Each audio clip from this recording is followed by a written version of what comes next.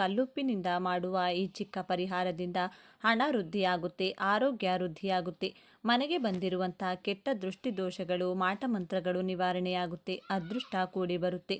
ಒಟ್ಟಾರೆಯಾಗಿ ಕಲ್ಲುಪ್ಪಿನಿಂದ ಈ ಒಂದು ಪರಿಹಾರವನ್ನು ಈ ದಿನ ಮಾಡಿದರೆ ಖಂಡಿತ ಸ್ನೇಹಿತರೆ ನಿಮ್ಮ ಸಮಸ್ಯೆಗಳೆಲ್ಲ ಸಂಪೂರ್ಣವಾಗಿ ನಿವಾರಣೆಯಾಗುತ್ತೆ. ಏನು ಮಾಡಬೇಕು ಅಂತ ನೋಡೋಣ ಬನ್ನಿ. ಸಾಕ್ಷಾತ್ ಮಹಾಲಕ್ಷ್ಮಿ ದೇವಿಗೆ, ಆಂಜನೇಯ ಸ್ವಾಮಿಗೆ ಬಲು ಪ್ರಿಯವಾದ ಈ ದಿನದಂದು ನೀವು ಮಾಡುವ ಈ 4 ಕೆಲಸಗಳು ನಿಮ್ಮನ್ನು ಕಠಿಣ ಕಷ್ಟ, ಕಣ್ಣೀರಿನಿಂದ ಕಾಪಾಡುತ್ತದೆ. ಈಗ ಪ್ರಸ್ತುತ ನೋಡುತ್ತಿರುವ ಹಣದ ಕಷ್ಟ, ಸಾಲದ ಸಮಸ್ಯೆ, ಶತ್ರುಗಳ ಬಾಧೆ, ಅನಾರೋಗ್ಯ, ಕುಟುಂಬ ಕಲಹಗಳು ಕಳೆದು ಜೀವನದಲ್ಲಿ ಸರ್ವ ಏಳಿಗೆಯನ್ನು ಪಡೆದುಕೊಳ್ಳಲು ಆಂಜನೇಯ ಸ್ವಾಮಿಗೆ ಹೇಗೆ ಪೂಜಿಸಬೇಕು, ಯಾವ ವಸ್ತು ಈ ದಿನ ದಾನ ಮಾಡಬೇಕು, ಯಾವ ಮಂತ್ರ ಪಠಿಸಬೇಕೆಂದು ಇವತ್ತಿನ ಈ ವಿಡಿಯೋದಲ್ಲಿ ಸಂಪೂರ್ಣವಾಗಿ ತಿಳಿಸಿಕೊಡ್ತೀವಿ. ಅದಕ್ಕೂ ಮುಂಚೆ ನೀವಿನ್ನೂ ಚಾನಲ್ಗೆ ಸಬ್ಸ್ಕ್ರೈಬ್ ಆಗಿಲ್ಲ ಅಂದರೆ ಈಗಲೇ ಸಬ್ಸ್ಕ್ರೈಬ್ ಆಗಿ, ಹಾಗೆ ವಿಡಿಯೋಗೆ ಲೈಕ್ ಮಾಡಿ, ವಿಡಿಯೋ ಸ್ಕಿಪ್ ಮಾಡದೆ ಕೊನೆ ತನಕ ನೋಡಿ. ಈ ದಿನ ಅತ್ಯಂತ ಶಕ್ತಿಯುತವಾದ ದಿನವಾಗಿದೆ. ಏಕೆಂದರೆ ಈ ದಿನ ಮಾಡುವ ಅನುಷ್ಠಾನಗಳು, ಮಂತ್ರ ಜಪಗಳು, ಪೂಜೆಗಳು ಬೇಗ ಸಿದ್ಧಿಸುತ್ತವೆ. ಆದ್ದರಿಂದ ಈ ದಿನ ಗುರುಗಳ ಮುಖಾಂತರ ವಿಶೇಷ ಶಕ್ತಿಶಾಲಿ ಮಂತ್ರಗಳನ್ನು ಪಡೆಯಲು ಸೂಕ್ತ ದಿನವಾಗಿದೆ. ಈ ದಿನ ಯಾವುದೇ ಮಂತ್ರಗಳನ್ನು ಹೆಚ್ಚು ಕಾಲ ಜಪ ಮಾಡುವುದರಿಂದ ಈ ಮಂತ್ರದ ಮೂಲಕ ನೀವು ಕೇಳಿದ ಕೋರಿಕೆ, ಸಂಕಲ್ಪಗಳು ಬೇಗನೆ ಈಡೇರುತ್ತದೆ. ಅತಿ ಹೆಚ್ಚು ಸಾಲ ಮಾಡಿಕೊಂಡು ಒಂದು ಕ್ಷಣವೂ ನೆಮ್ಮದಿಯಾಗಿರಲು ಸಾಧ್ಯವಾಗದೆ ಹಣದ ಕಷ್ಟ ನೋಡುತ್ತಿರುವವರು ದಾರಿದ್ರ್ಯದಿಂದ ಮುಕ್ತಿ ಹೊಂದಿ ಹಣದ ಕಷ್ಟದಿಂದ ಹೊರಬರಲು ವಿವಿಧ ಬಣ್ಣಗಳು ಹೊಂದಿರುವಂಥ ಒಂದು ಚಿಕ್ಕ ವಸ್ತುವನ್ನು ಯಾರಿಗಾದರೂ ದಾನವಾಗಿ ನೀಡಬೇಕು. ಅಂದರೆ ಒಂದು ಬಟ್ಟೆ, ಆ ಬಟ್ಟೆಯಲ್ಲಿ 3-4 ಬಣ್ಣಗಳಿರುವಂಥ ವಸ್ತ್ರವನ್ನು ಯಾರಿಗಾದರೂ ದಾನದ ರೂಪದಲ್ಲಿ ನೀಡಬೇಕು. ಈ ಚಿಕ್ಕ ದಾನದಿಂದ ಹಣಕಾಸಿನ ಆಗಮನವಾಗುತ್ತೆ.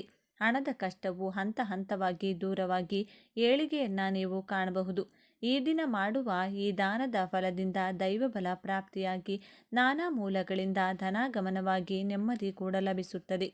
ಇನ್ನು ಎರಡನೆಯದಾಗಿ ಈ ಹುಣ್ಣಿಮೆ ದಿನದಂದೇ ಸಾಕ್ಷಾತ್ ಆಂಜನೇಯ ಸ್ವಾಮಿಯ ಸೇವೆಯನ್ನು ಈ ವಿಧವಾಗಿ ಪ್ರತಿಯೊಬ್ಬರೂ ಮಾಡಿಕೊಳ್ಬೇಕು. ಈ ದಿನದಂದು ಆಂಜನೇಯ ಸ್ವಾಮಿಗೆ ಈ ವಸ್ತು ನೀಡಿ ಹೀಗೆ ಪ್ರದಕ್ಷಿಣೆಯನ್ನು ಮಾಡಿದ್ದೇ ಆದಲ್ಲಿ ವರ್ಷಪೂರ್ತಿ ನೀವು ಅಂದುಕೊಂಡಂಥ ಕ್ಷೇತ್ರದಲ್ಲಿ ಜಯ, ವಿದ್ಯೆ, ಉದ್ಯೋಗ, ವ್ಯಾಪಾರ ಸರ್ವರಂಗದಲ್ಲೂ ಯಶಸ್ಸು, ಶತ್ರುಗಳಿಂದ ಮುಕ್ತಿ ದೊರೆತು ಆಂಜನೇಯನ ರಕ್ಷಣೆ ಸಿಗುತ್ತದೆ. ಈ ದಿನ ಮನೆಯಲ್ಲಿ ಅಥವಾ ದೇವಾಲಯಗಳಲ್ಲಿ ವೀಳ್ಯದೆಲೆ ಆಂಜನೇಯ ಸ್ವಾಮಿಗೆ ಅರ್ಚನೆಯನ್ನು ಮಾಡಬೇಕು. ಆಂಜನೇಯ ಸ್ವಾಮಿಗೆ ಬಲು ಪ್ರಿಯವಾದ ಬಾಳೆಹಣ್ಣಿನ ಜೊತೆ ವಿವಿಧ ಫಲಗಳನ್ನು, ಸಿಹಿ ತಿನಿಸುಗಳನ್ನು ಅರ್ಪಿಸಿ 5 ಅಥವಾ 21 ಪ್ರದಕ್ಷಿಣೆಯನ್ನು ಮಾಡಿ ಬರಬೇಕು. ನಂತರ ಕೇಸರಿಗೆ ಎಳ್ಳೆಣ್ಣೆಯನ್ನು ಬೆರೆಸಿ ಆಂಜನೇಯ ಸ್ವಾಮಿಗೆ ತಲೆಯಿಂದ ಪಾದದವರೆಗೂ ಚಿಕ್ಕ ಚಿಕ್ಕ ಬೊಟ್ಟನ್ನು ಇಡಬೇಕು. ಆಂಜನೇಯ ಸ್ವಾಮಿಯ ವಿಶೇಷ ಅನುಗ್ರಹಕ್ಕೆ ವೀಳ್ಯದೆಲೆಯ ಹಾರ ಆಗಿರಬಹುದು, ಉದ್ದಿನ ಒಡೆಯಾಗಿರಬಹುದು ಅಥವಾ ಕಜ್ಜಾಯದ ಹಾರವನ್ನು ಅರ್ಪಿಸಿ ನಮಸ್ಕಾರ ಮಾಡಿಕೊಳ್ಬೇಕು. ಈ ದಿನ ನಾವು ಏನು ಮಾಡಬೇಕೆಂದು ನೋಡೋದಾದರೆ ಕಲ್ಲುಪ್ಪು ಮತ್ತು ಬಿಳಿ ಸಾಸಿವೆಯಿಂದ ಏನು ಮಾಡಬೇಕೆಂದು ನೋಡೋಣ. ಬಿಳಿ ಸಾಸಿವೆ ಹಾಗೂ ಕಲ್ಲುಪ್ಪು ಏನು ಮಾಡಬೇಕು, ಇದನ್ನು ಯಾವ ಸಮಯದಲ್ಲಿ ಮಾಡಬೇಕು ಅನ್ನೋದಾದರೆ ಸಂಜೆ 6 ಗಂಟೆ ನಂತರ ಪೂಜೆಯೆಲ್ಲ ಮುಗಿದ ಮೇಲೆ, ಅಂದರೆ ಗೋಧೂಳಿ ಸಮಯದಲ್ಲಿ ನೀವು ಮನೆಯಲ್ಲಿ ದೀಪ ಹಚ್ಚಿ ಪೂಜೆಯನ್ನು ಮಾಡಿದ ನಂತರ ಈ ಕೆಲಸವನ್ನು ಅಥವಾ ಈ ತಂತ್ರವನ್ನು ಮಾಡಬೇಕಾಗುತ್ತೆ. ಈ ಒಂದು ತಂತ್ರವನ್ನು ಈ ದಿನ ತಪ್ಪದೆ ಮಾಡಿ ನೋಡಿ. ಇದರ ವಿಶೇಷತೆ ನಿಮಗೆ ತಿಳಿಯಲಿದೆ. ಇದಕ್ಕೆ ಒಂದು ಗಾಜಿನ ಬೌಲ್ ತಗೋಬೇಕು, ಇಲ್ಲವಾದಲ್ಲಿ ಪಿಂಗಾಣಿ ಬೌಲನ್ನು ತಗೋಬೇಕಾಗುತ್ತೆ. ಯಾವುದೇ ಕಾರಣಕ್ಕೂ ಪ್ಲಾಸ್ಟಿಕ್ಕನ್ನು ಉಪಯೋಗಿಸೋಕೆ ಹೋಗಬೇಡಿ. ಗಾಜು ಅಥವಾ ಪಿಂಗಾಣಿ ಉಪಯೋಗಿಸಬಹುದು. ಒಂದು ಬೌಲ್ ತೆಗೆದುಕೊಂಡು ಆ ಗ್ಲಾಸ್ನಲ್ಲಿ ಉಪ್ಪನ್ನು ಹಾಕಬೇಕು. ಈಗಾಗಲೇ ನಿಮ್ಮ ಮನೆಯಲ್ಲಿ ಉಪಯೋಗಿಸಿದಂಥ ಉಪ್ಪನ್ನು ಈ ತಂತ್ರಕ್ಕೆ ಬಳಸಬೇಡಿ.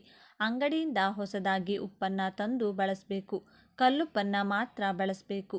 ಇದರ ಜೊತೆಗೆ ಬಿಳಿ ಸಾಸಿವೆಯನ್ನು ತೆಗೆದುಕೊಳ್ಳಿ. ಬಿಳಿ ಸಾಸಿವೆಯನ್ನು ಎಷ್ಟು ತೆಗೆದುಕೊಳ್ಬೇಕೆಂದರೆ ನಿಮ್ಮ ಕೈಯನ್ನು ಸಾಸಿವೆ ಇರುವ ಡಬ್ಬದಲ್ಲಿ ಹಾಕಿದಾಗ ನಿಮ್ಮ 5 ಬೆರಳುಗಳಲ್ಲಿ ಎಷ್ಟು ಬರುತ್ತೋ ಅಷ್ಟು ಬಿಳಿ ಸಾಸಿವೆಯನ್ನು ತೆಗೆದುಕೊಂಡು ಕಲ್ಲುಪ್ಪಿದೆಯಲ್ಲ ಆ ಬೌಲ್ನಲ್ಲಿ ಕಲ್ಲುಪ್ಪಿನ ಮೇಲೆ ಹಾಕಬೇಕು. ಅದೇ ರೀತಿ ಬಿಳಿ ಎಳ್ಳನ್ನು ನಿಮ್ಮ ಕೈನಿಂದ 3 ಬಾರಿ ಹಾಕಬೇಕಾಗುತ್ತೆ. ಅಂದರೆ ಕಲ್ಲುಪ್ಪಿನ ಮೇಲೆ 3 ಬಾರಿ ನಿಮ್ಮ 5 ಬೆರಳುಗಳಲ್ಲಿ ಎಷ್ಟು ಬರುತ್ತೋ ಅಷ್ಟನ್ನೇ ನೀವು ತಗೊಂಡು ಈ ರೀತಿಯಾಗಿ ಕಲ್ಲುಪ್ಪಿನ ಮೇಲೆ ಹಾಕಬೇಕು. ಆನಂತರ ಗಮನವಿರಲಿ, ನಿಮ್ಮ ಮನೆಯಲ್ಲಿ ದೇವರ ಪೂಜೆ ಮಾಡಿದ ನಂತರವೇ ಈ ಕೆಲಸ ಮಾಡಬೇಕಾಗುತ್ತೆ. ಈ ಬೌಲನ್ನು ಹಿಡಿದು ಮನೆಯಲ್ಲಿ ಎಲ್ಲ ಕೋಣೆಗಳ ಕಡೆ ಓಡಾಡಿಕೊಂಡು ಬರಬೇಕಾಗುತ್ತೆ. ಇದನ್ನು ಮಾಡುವ ಸಮಯದಲ್ಲಿ ಯಾರೂ ಸಹ ನೋಡಬಾರ್ದು, ಹಾಗೂ ನಿಮ್ಮ ಮನೆಯವರು ಸಹ ಯಾರೂ ನೋಡಬಾರ್ದು. ಆ ರೀತಿಯಾಗಿ ಮಾಡಬೇಕಾಗುತ್ತೆ. ಒಂದು ವೇಳೆ ಸಂಜೆ ಮಾಡಲು ಆಗದೇ ಇದ್ದರೆ ರಾತ್ರಿ ನಿಮ್ಮ ಮನೆಯಲ್ಲಿ ಎಲ್ಲ ಸದಸ್ಯರು ಮಲಗಿದ ನಂತರವೂ ಮಾಡಬಹುದು, ಅಥವಾ ಸಂಜೆ ನೀವು ದೀಪ ಹಚ್ತಿರಲ್ಲ ತದನಂತರ ಕೂಡ ನೀವು ಇದನ್ನು ಮಾಡಬಹುದು. ನಿಮ್ಮ ಅನುಕೂಲಕ್ಕೆ ತಕ್ಕಂತೆ ಮಾಡಿಕೊಳ್ಳಿ. ಈ ಬೌಲನ್ನು ಹಿಡಿದುಕೊಂಡು ನಿಮ್ಮ ಮನೆಯಲ್ಲಿರುವಂಥ ಪ್ರತಿಯೊಂದು ಕೋಣೆಯಲ್ಲಿ ಪ್ರತಿ 4 ಮೂಲೆಗಳಲ್ಲಿ ಎಳ್ಳು ಮತ್ತು ಉಪ್ಪಿರುವಂಥ ಬೌಲನ್ನು ಪ್ರತಿಯೊಂದು ಮೂಲೆಗೂ ಮುಟ್ಟಿಸಬೇಕು. ನಂತರ ಎಲ್ಲ ಕೋಣೆಯ ಸುತ್ತಲೂ ಒಂದು ರೌಂಡ್ ಸುತ್ತಬೇಕು. ಇದನ್ನು ಮಾಡುವಾಗ ಮನೆಯ ಮುಖ್ಯ ದ್ವಾರದಿಂದ ಪ್ರವೇಶಿಸಿ. ಮೊದಲು ಮನೆಯ ಹಾಲ್ ಇರುವಂಥ ಕೋಣೆಯಿಂದ ಪ್ರಾರಂಭಿಸಬೇಕು. ನಂತರ ನಿಮ್ಮ ಮನೆಯ ಅಡುಗೆ ಮನೆಗೆ ಬರಬೇಕು.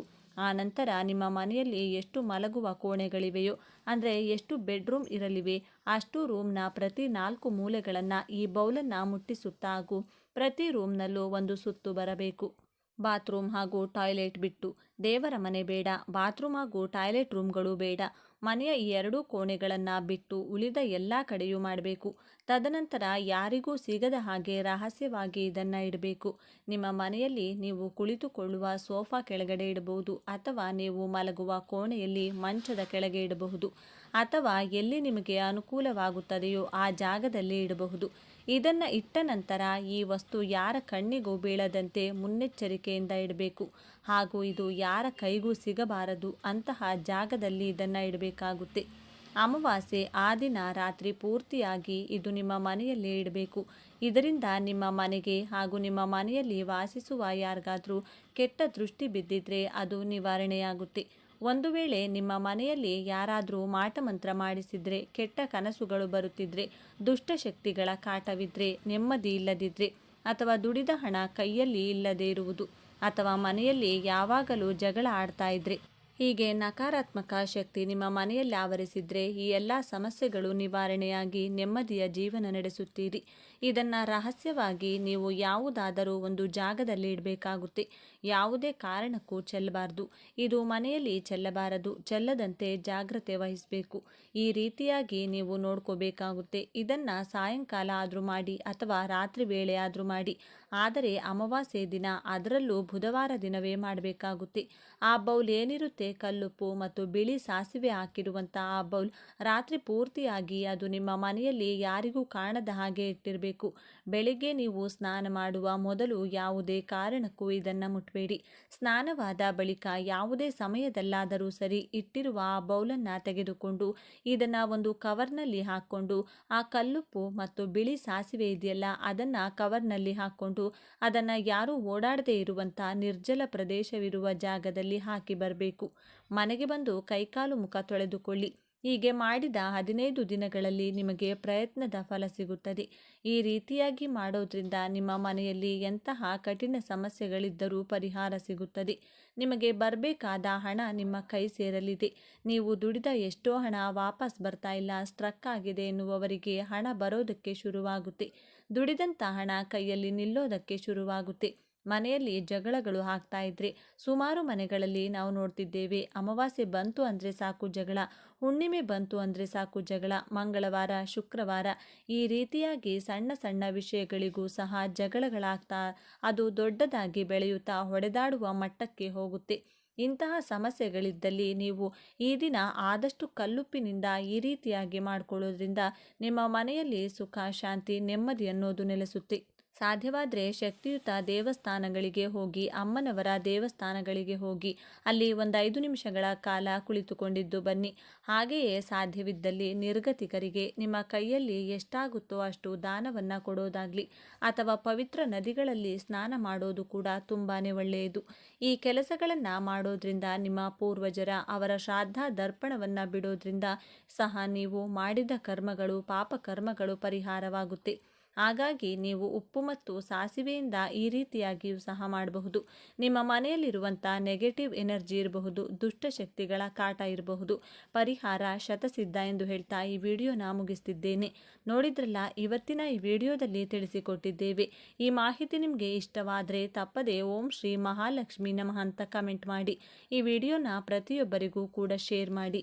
ಕೇವಲ ಒಂದೇ ಒಂದು ನಿಂಬೆಹಣ್ಣಿನಿಂದ ಯಾರಿಗೂ ತಿಳಿಯದ ಹಾಗೆ ರಹಸ್ಯವಾಗಿ ಹೀಗೆ ಮಾಡಿದರೆ ಸಾಕು, ನಿಮ್ಮ ಜೀವನದಲ್ಲಿರುವ ಎಲ್ಲ ರೀತಿಯ ಸಮಸ್ಯೆಗಳಿಂದ ನೀವು ಸುಲಭವಾಗಿ ಹೊರಬರಬಹುದು. ಹೌದು, ಈ ನಿಂಬೆಹಣ್ಣಿನ ಪರಿಹಾರ ಅಷ್ಟೊಂದು ಶಕ್ತಿಶಾಲಿಯಾಗಿದೆ.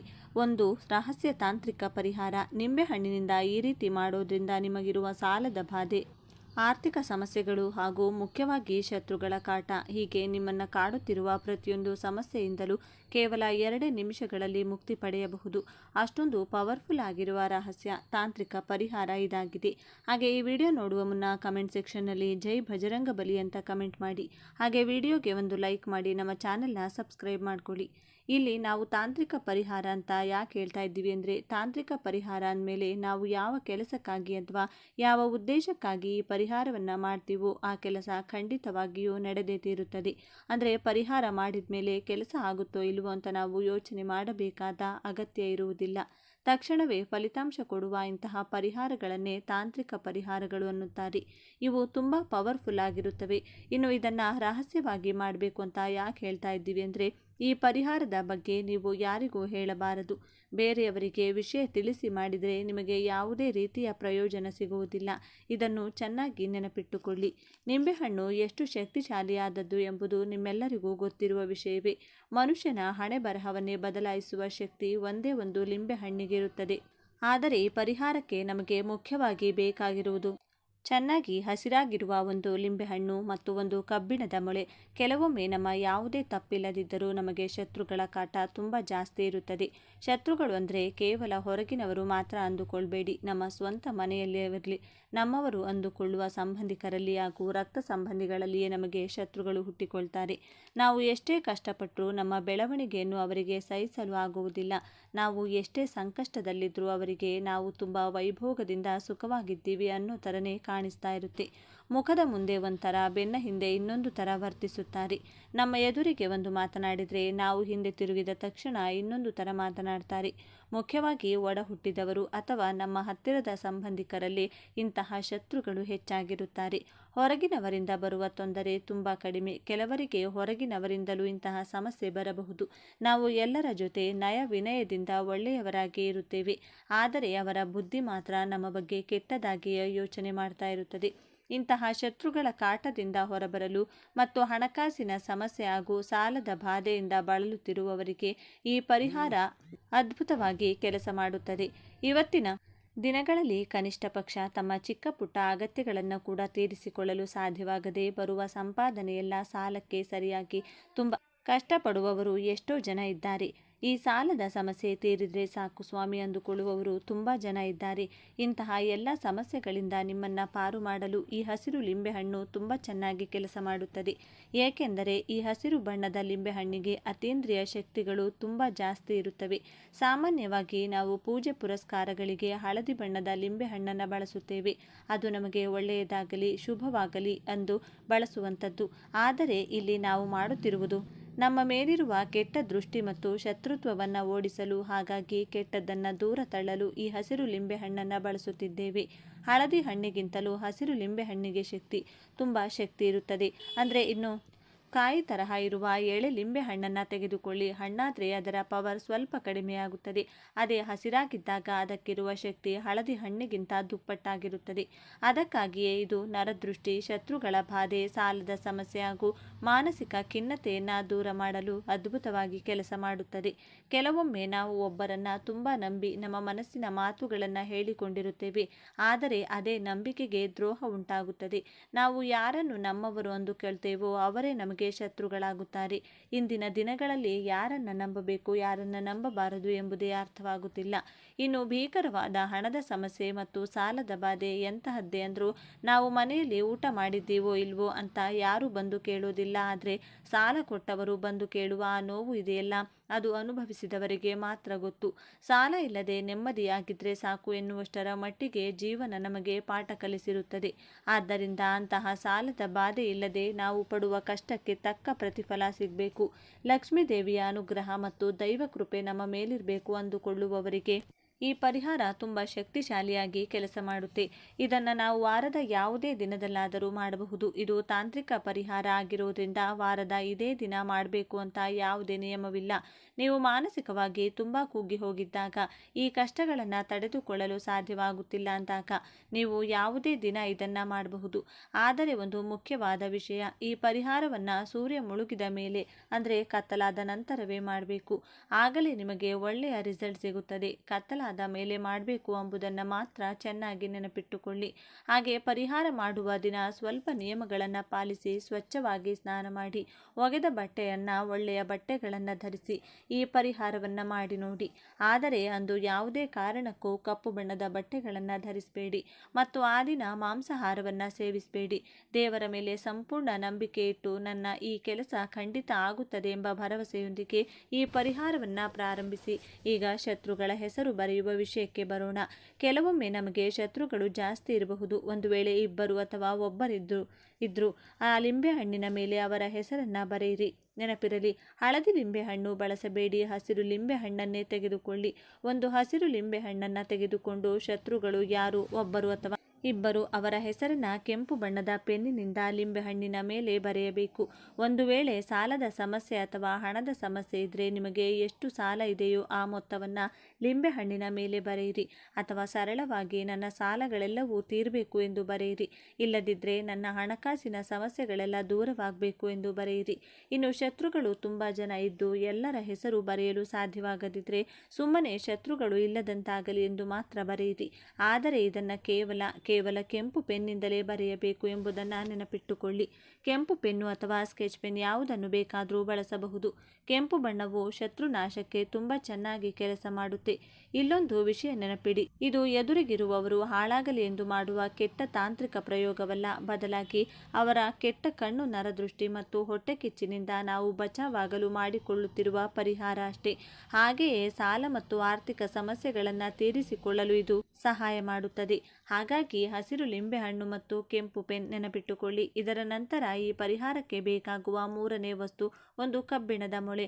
ಆ ಮೊಳೆಯಿಂದ ಈ ಲಿಂಬೆಹಣ್ಣಿನ ಮಧ್ಯಕ್ಕೆ ಗಟ್ಟಿಯಾಗಿ ಚುಚ್ಚಿ. ನೀವು ಮೊಳೆಯನ್ನು ಚುಚ್ಚಿದಾಗ ಲಿಂಬೆಹಣ್ಣಿನ ರಸ ಹೊರಗೆ ಬಂದು ನೀವು ಬರೆದ ಹೆಸರುಗಳು ಅಥವಾ ಸಮಸ್ಯೆ ಅಳಿಸಿ ಹೋದರೆ ಪರವಾಗಿಲ್ಲ, ಅದರ ಬಗ್ಗೆ ಚಿಂತೆ ಮಾಡಬೇಡಿ. ಏಕೆಂದರೆ ನಾವು ಈಗಾಗಲೇ ಹೆಸರನ್ನು ಬರೆದಿರೋದ್ರಿಂದ ನಂತರ ಅದು ಅಳಿಸಿ ಹೋದರೂ ತೊಂದರೆ ಇಲ್ಲ.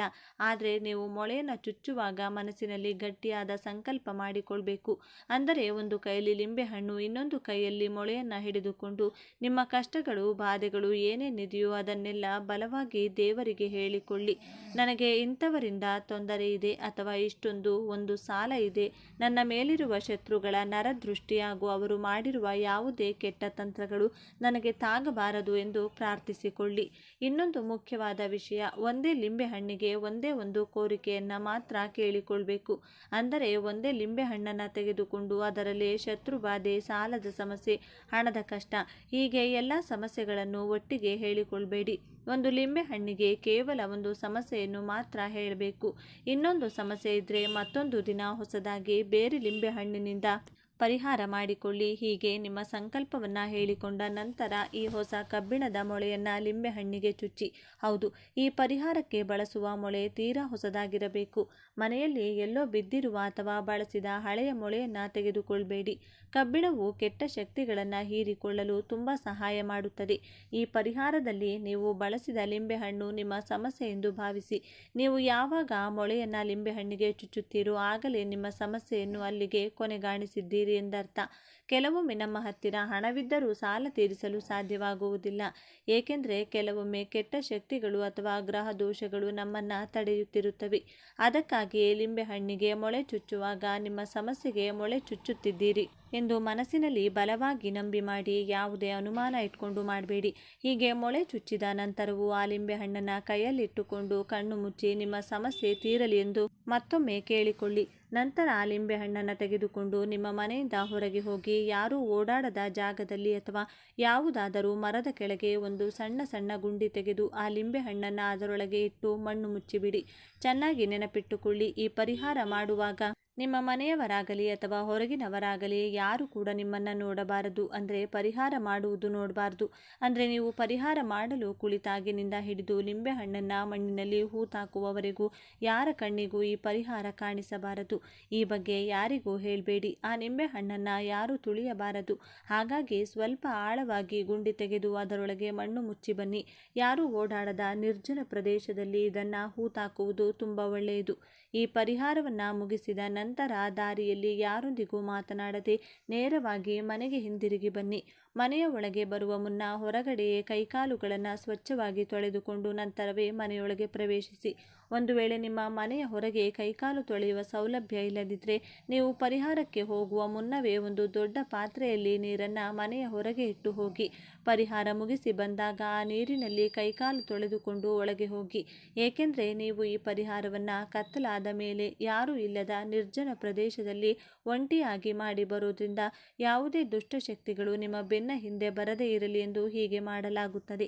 ಮನೆಗೆ ಬಂದ ನಂತರ ಮತ್ತೊಮ್ಮೆ ಕೈಕಾಲು ಮುಖವನ್ನು ಚೆನ್ನಾಗಿ ತೊಳೆದುಕೊಂಡು ನೀವು ಹಾಕಿಕೊಂಡಿರುವ ಬಟ್ಟೆಗಳನ್ನು ಬಿಚ್ಚಿ ಬೇರೆ ಬಟ್ಟೆಗಳನ್ನು ಬದಲಾಯಿಸಿಕೊಳ್ಳಿ.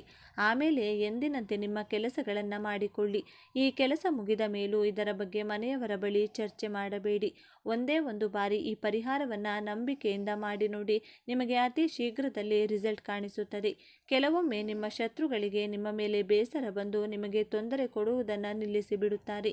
ಇನ್ನು ಕೆಲವೊಮ್ಮೆ ಆ ಶತ್ರುಗಳೇ ನಿಮ್ಮ ಮೇಲೆ ಕರುಣೆ ತೋರಿಸಿ ತಮಗೆ ಅರಿವಿಲ್ಲದಂತೆಯೇ ಸಹಾಯ ಮಾಡುತ್ತಾರೆ ಅಥವಾ ನಿಮ್ಮ ಸ್ನೇಹಿತರಾಗಿ ಬದಲಾಗುತ್ತಾರೆ.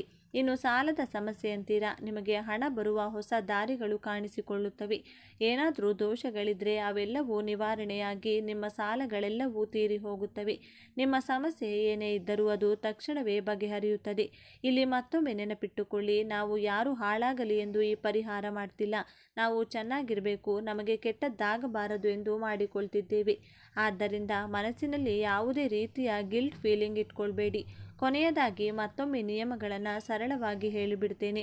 ಈ ಪರಿಹಾರಕ್ಕೆ ನಮಗೆ ಒಂದು ಹಸಿರು ಲಿಂಬೆಹಣ್ಣು, ಒಂದು ಕೆಂಪು ಪೆನ್ನು ಮತ್ತು ಒಂದು ಹೊಸ ಕಬ್ಬಿಣದ ಮೊಳೆ ಬೇಕು. ಈ ಪರಿಹಾರದ ಬಗ್ಗೆ ಯಾರಿಗೂ ಹೇಳಬಾರದು ಮತ್ತು ಇದನ್ನು ಕತ್ತಲಾದ ನಂತರವೇ ಮಾಡಬೇಕು. ವಾರದ ಯಾವುದೇ ದಿನದಲ್ಲಾದರೂ ಇದನ್ನು ಮಾಡಬಹುದು. ಇಷ್ಟೇ ನೋಡಿ, ಈ ಸರಳವಾದ ನಿಯಮಗಳನ್ನು ಪಾಲಿಸಿ ಈ ಪುಟ್ಟ ಹಾಗೂ ಶಕ್ತಿಶಾಲಿ ಪರಿಹಾರವನ್ನು ಮಾಡಿಕೊಂಡು ನಿಮ್ಮ ಎಲ್ಲ ಸಮಸ್ಯೆಗಳಿಂದ ಹೊರಬನ್ನಿ. ಈ ವಿಡಿಯೋ ಇಷ್ಟವಾಗಿದ್ದರೆ ಲೈಕ್ ಮಾಡಿ, ಶೇರ್ ಮಾಡಿ, ನಮ್ಮ ಚಾನೆಲ್ನ ಸಬ್ಸ್ಕ್ರೈಬ್ ಮಾಡಿಕೊಂಡು ಬೆಲ್ ಐಕಾನನ್ನು ಕ್ಲಿಕ್ ಮಾಡಿ. ಧನ್ಯವಾದಗಳು.